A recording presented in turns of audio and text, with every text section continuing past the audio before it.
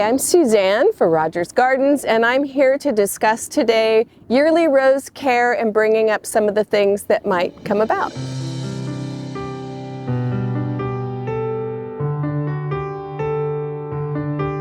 So roses are one of our most popular flowers in everyone's garden. Everyone loves roses.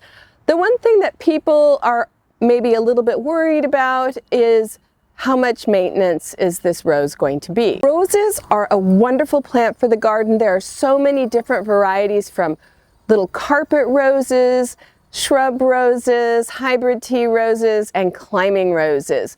The one thing that roses do need is care and maintenance. It's not difficult at all. It's just something you want to schedule and have a regular thing in your calendar to remind you of what needs to be done throughout the year. So we'll start the calendar year in January. January here in Southern California is when we prune our roses. All of these beautiful roses will be taken back to about 12 to 18 inches. It depends on who you are and what kind of rose you have, but you want to cut them back. Any side shoots, anything growing sideways, you're going to cut those back and just leave a few, maybe 4 to 6 very strong canes for the coming year. When you're pruning back, of course, you're going to cut anything crossing through the middle. You basically want to end up with a nice little bowl. An important thing to do after you've pruned your rose is to clear up all of the leaves, all of the dead buds, everything, rake it and make it nice and clean underneath it. And then you're going to spray with a copper spray. This is a fungicide, and it's going to help prevent rust and black spot and maybe a little powdery mildew, but you need to do this on the plant and on the soil around it. After you pruned your rose, it starts growing almost immediately here in Southern California, so you're going to have leaves and you're going to eventually have buds. What you will also maybe get is little aphids. Aphids love fresh, tender, new growth, and that's why you're going to see them primarily in spring. New growth brings aphids, and so one of the easiest ways to control aphids is to blast them with a hose.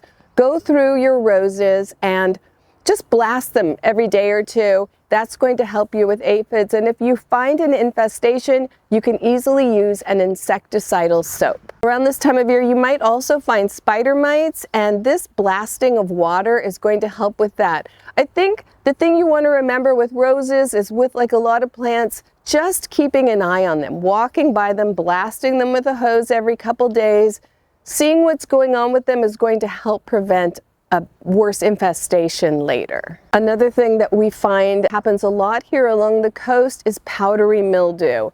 It's something due to moisture in the air and spores, of course, being spread, but it is tough to get rid of. We always have to just hope for really sunny days and hot weather, because that will help cure powdery mildew faster than anything.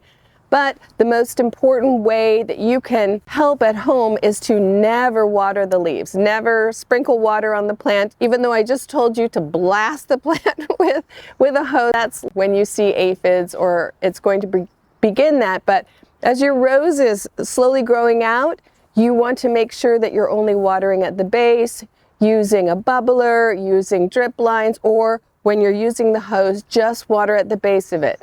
Moisture on the leaves will help the powdery mildew proliferate. Another issue you might see after the spring, things like rust or black spot.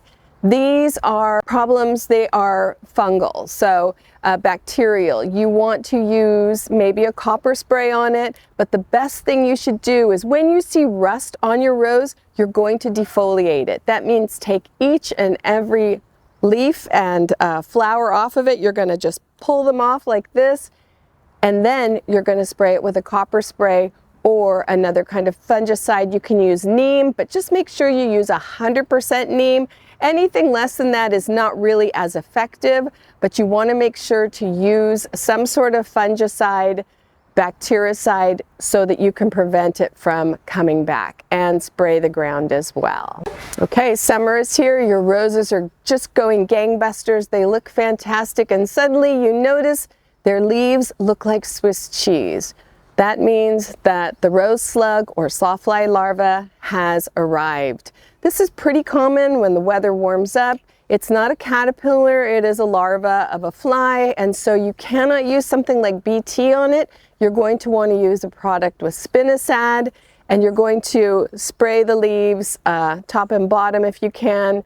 You can get a ready-to-use spray if you have just a couple of roses, or you can use a concentrate if you have a lot. But it's really good practice to do it late in the day. Spinosad can be fatal to bees when it's wet, so you want to spray later in the day when the bees have gone home. Spray your plants, and then it'll dry by the next morning.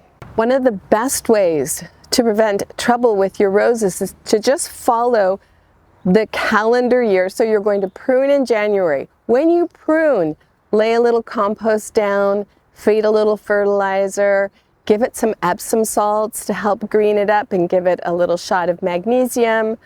And then this will help the rose be stronger. You want your roses as strong as possible. You want deep green leaves, you want really full plants.